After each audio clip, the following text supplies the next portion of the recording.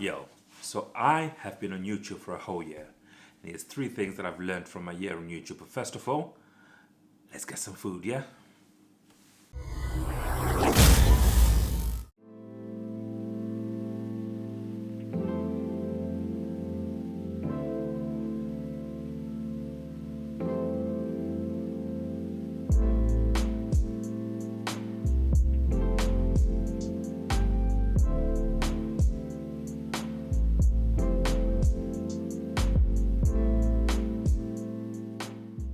What's up, guys, and welcome back to the channel.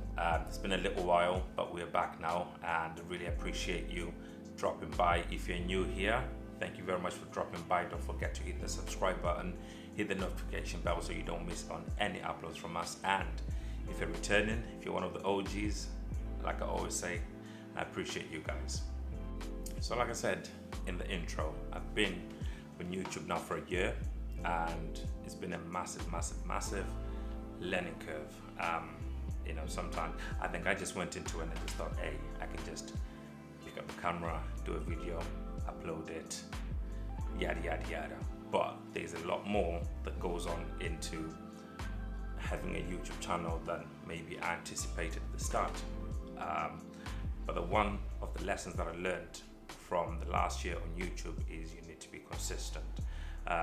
When I first started my channel, I think it was like January, February of 2020, and I would go 3-4 weeks between uploads, and then sometimes I'd be like, but people are not watching, or people are not subscribing, etc. But then after a couple of months I decided, okay, I need to be consistent, so I started uploading every week. But then even then, in that uploading every week, it wasn't on a consistent day, or it wasn't on a specific day, and sometimes that it was hit and miss. But I saw a lot of growth once I started uploading consistently, and even when people knew that on this day is when I was uploading, there was more of a engagement, because people will be expecting, it's Friday, we should see a video today, and that's how we went. But one thing I learned also in that is, as much as you want to be consistent, you also got to watch out for burnout, because you don't want to be consistently giving until you're empty without recharging any batteries. So you need to make sure that you're recharging yourself as much as you're consistent in putting out content, but you also need to be consistent in looking after yourself. I think I did that over Christmas. I just took about 4 or 5 weeks off.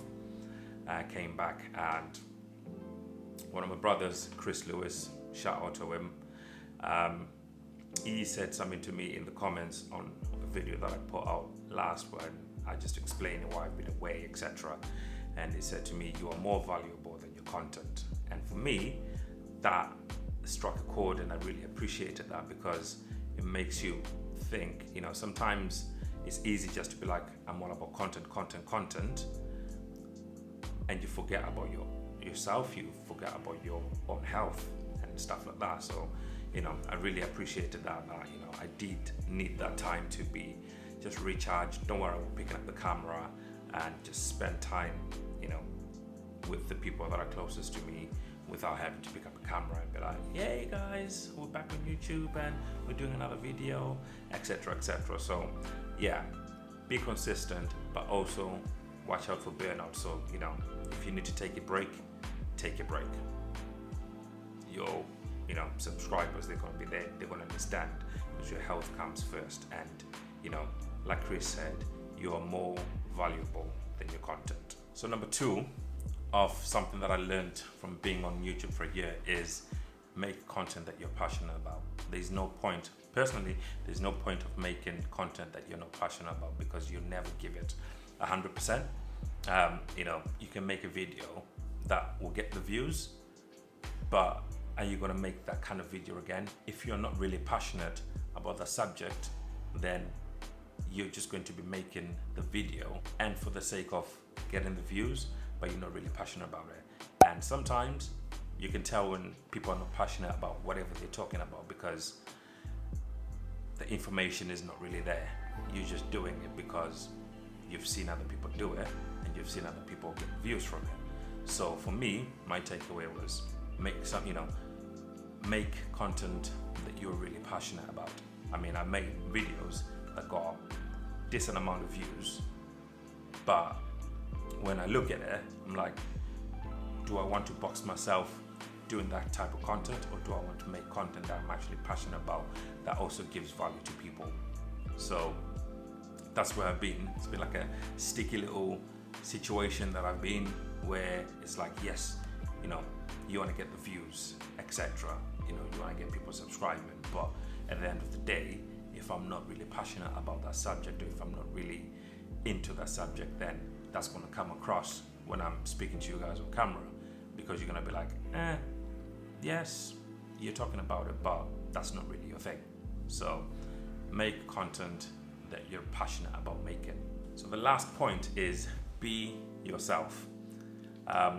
You know, it's so easy, especially on YouTube, when you see, just like the last point that I made, about being passionate about what you're, you know, making videos about. It's so easy to look at how other people have grown and gotten views, and it's so easy to be like, I'm just gonna copy them because that's what worked and it's gonna work for me.